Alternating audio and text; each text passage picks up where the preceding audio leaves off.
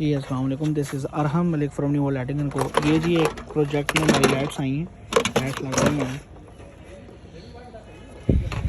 Project पे मैं मौजूद हूँ इस टाइम। ये लाइट्स जो हैं ये देखिए, हाँ न्यू वर्ल्ड लाइटिंग आपको नज़र आ रहा होगा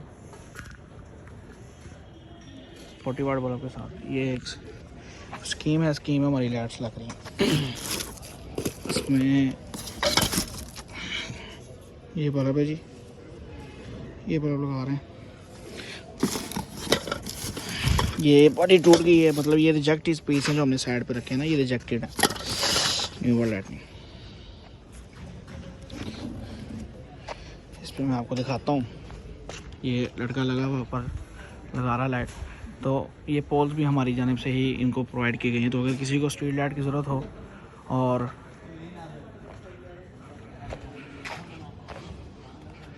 वो लगवाना चाहे तो ये फैसिलिटी अवेलेबल है हमारे पास।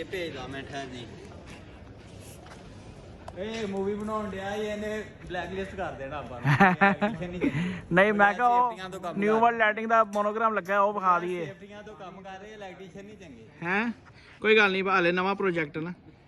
ਖਿੱਚ ਲਾ ਯਾਰ ਟੇਪ